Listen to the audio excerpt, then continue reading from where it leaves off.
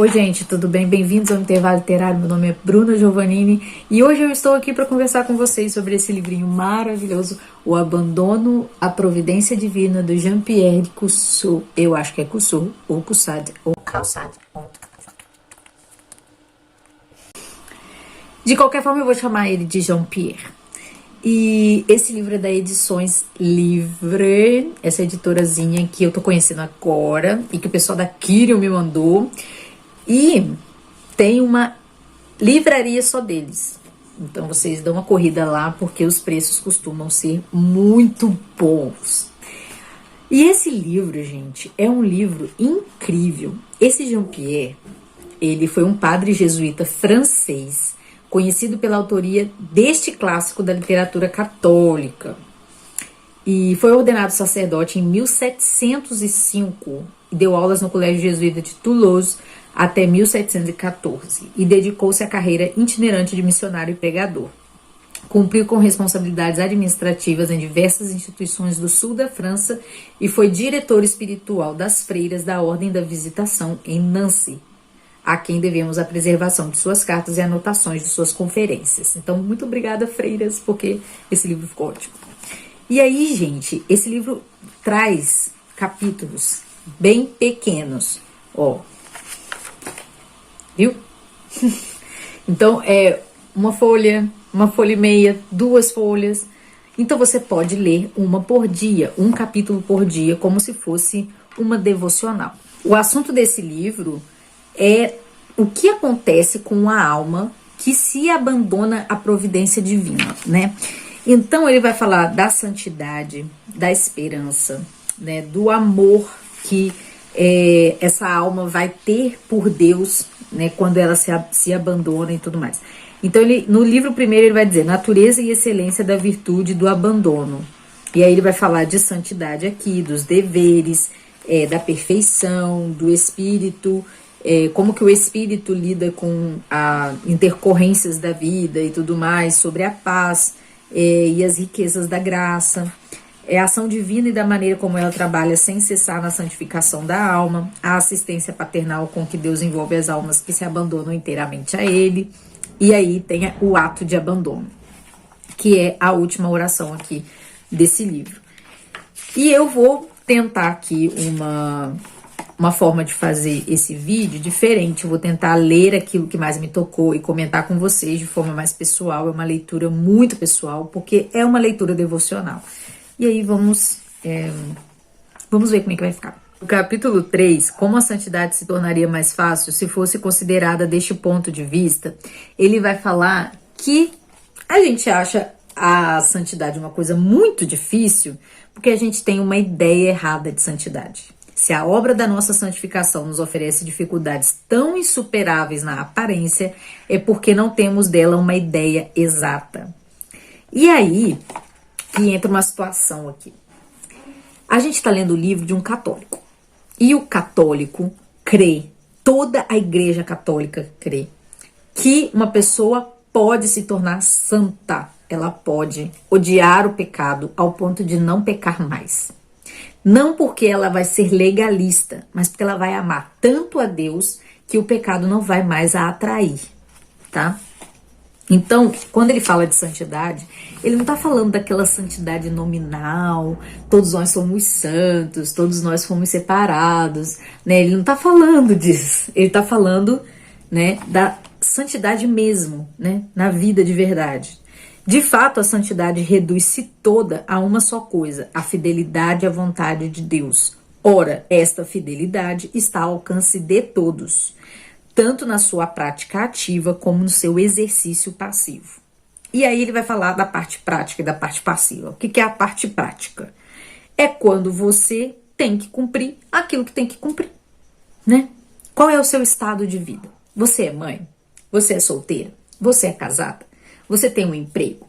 Você é uma irmã da Igreja Católica? Você é uma viúva? Quem você é?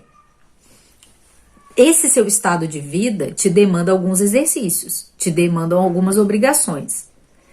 E cumprir essas obrigações de forma a louvar ao Senhor é santidade, tá? E ele vai falar o seguinte: aquilo que está na sua força de fazer é sua obrigação. Aquilo que não está na sua força de fazer não é mais a sua obrigação. Aí ele fala: tem coisa mais razoável do que isso? Não é assim tão difícil, né? Qual a desculpa que a gente pode alegar?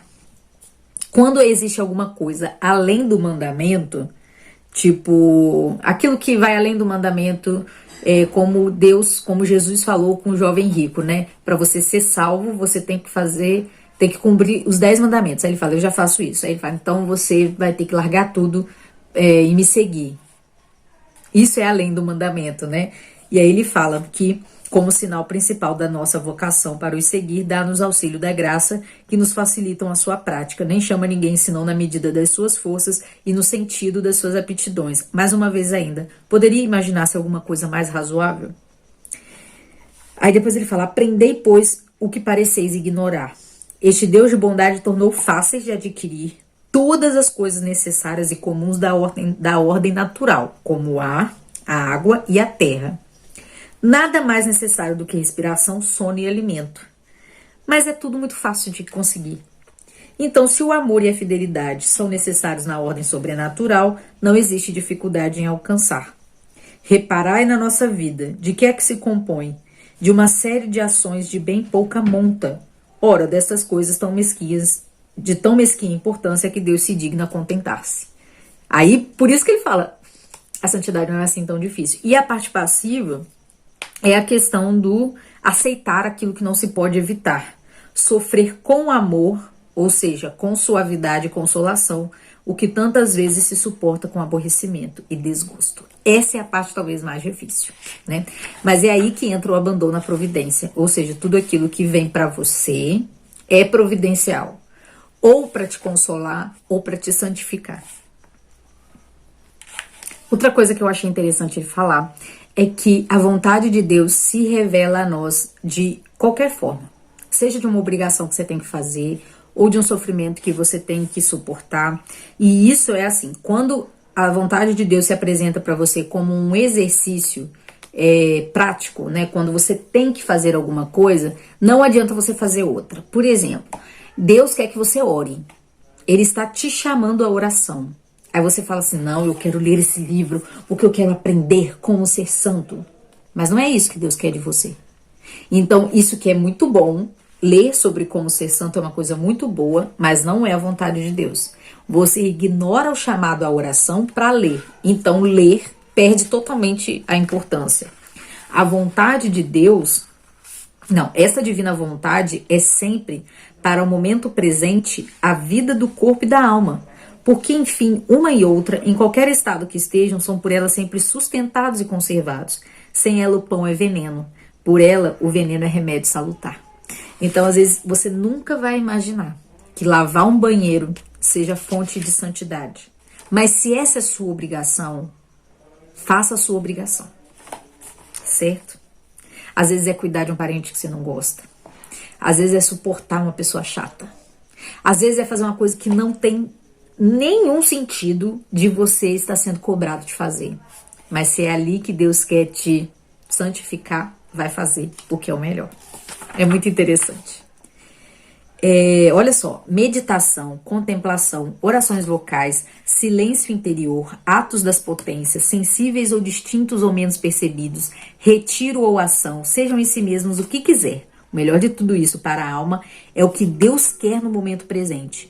E tudo isso a alma deve olhar com uma perfeita indiferença, como não sendo absolutamente nada. Ele fala que tudo que você tem é canal de santificação e não tem significado em si mesmo se não for usado por Deus, mesmo que seja bom. Ele fala assim que a alma que não se encontra satisfeita pela plenitude divina do momento presente seja castigada com a incapacidade de encontrar contentamento em qualquer outra coisa.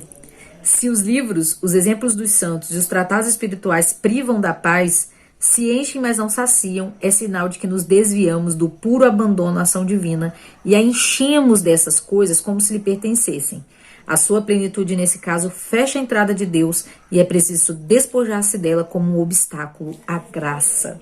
Mas ele diz também que A ordem de Deus confere a todas as coisas um valor sobrenatural e divino. E para você não se desviar da inspiração de Deus, você tem que se certificar que essa inspiração não te afasta dos deveres do seu estado.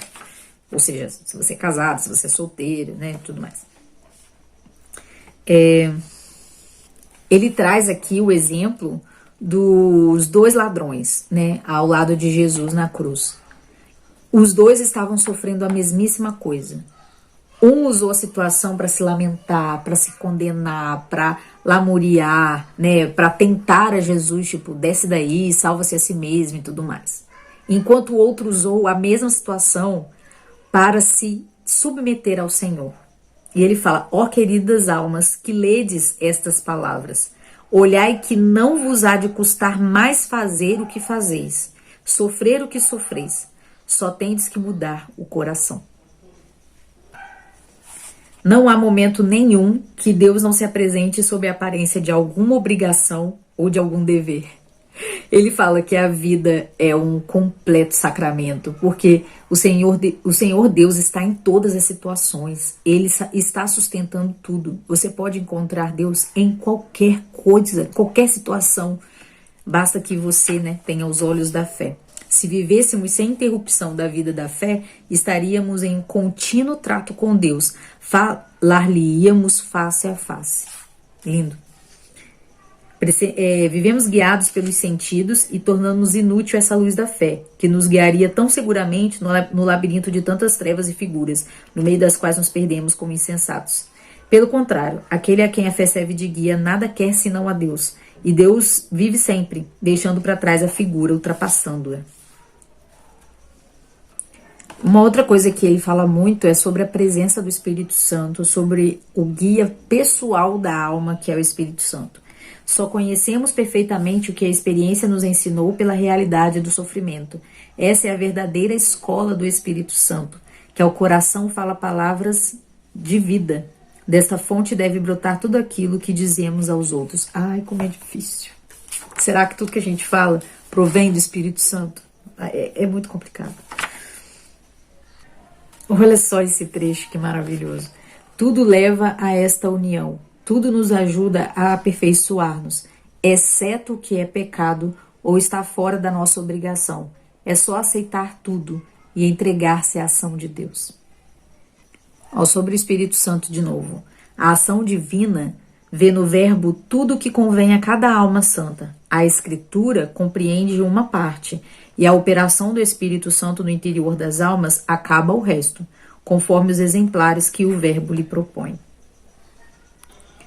Quando você percebe que tudo, né, que acontece com você é uma obra divina, quando você leva a sério que Deus age em tudo, você começa a atravessar o seu ego e o seu sentimento por aquilo que está acontecendo, olhando só para Deus. Ele fala assim: atravessemos este labirinto do nosso amor próprio, saltando-lhe por cima, sem nos metermos nos seus meandros intermináveis. Como águias, pairemos acima de todas essas nuvens, de olhar sempre fixo no divino sol e nas obrigações que são os seus raios. A alma de fé, intimamente persuadida de que é Deus que a conduz, tudo aceita como uma graça, e vivendo completamente esquecida da matéria sobre que Deus trabalha, não pensa senão na obra encomendada aos seus cuidados. Então você, não importa se Deus vai lidar com você, né, no sofrimento ou na consolação, você está pronto porque sabe que tudo é de Deus, tudo vem de Deus. Verdadeiramente o homem perturba-se em vão, tudo que por ele passa é semelhante a um sonho, vem uma sombra e faz desaparecer a outra. Nos que dormem, as imaginações vão se sucedendo. Umas afligem, outras consolam. A alma é joguete dessas aparências, que umas às outras se destroem. O despertar faz ver-se como todas eram igualmente vãs. Dissipa todas as impressões, e o homem não dá importância nem aos perigos, nem às felicidades que passou durante o sono. Então ele está falando que para a alma que vê a realidade divina, essa vida é um sonho, não importa, né? Igual ele falou, que não dá importância nem aos perigos, nem às felicidades. É tudo a mesma coisa, é tudo sonho, é tudo uma ilusão, porque o que tem por trás disso tudo é o próprio Deus, né? Ó como o procedimento de Deus é cheio de bondade e de sabedoria. De tal modo reservou exclusivamente para sua graça e para a sua ação tudo que há de sublime, de elevado, de grande e de admirável na perfeição e na santidade. E de tal maneira deixou as nossas almas ajudadas do socorro da graça, o que é pequeno, claro e fácil, que não há ninguém no mundo que não possa atingir a perfeição mais eminente, cumprindo com amor os deveres mais comuns e obscuros. Aí tem mais alguns capítulos e tem aqui o ato de abandono, que eu achei, assim, a oração mais bonita, né? Que tem aqui no final, ato de abandono, uma oração que você pode fazer toda manhã, que você pode fazer antes de dormir, e eu achei muito interessante. Diz o seguinte: ó meu Deus, eu não sei o que hoje me há de suceder, ignoro por completo, mas sei certamente que nada poderá acontecer-me que vós não tenhais previsto, regulado e ordenado de toda a eternidade, e isto me basta. Adoro os vossos desígnios impenetráveis e eternos, e a eles me submeto de todo o coração. Quero tudo, aceito tudo, e uno meu sacrifício ao de Jesus Cristo, meu divino Salvador. Peço-vos em seu nome e pelos seus merecimentos infinitos, paciência nas minhas penas e submissão perfeita e inteira a tudo que me suceder, segundo o vosso divino beneplácito. Assim seja.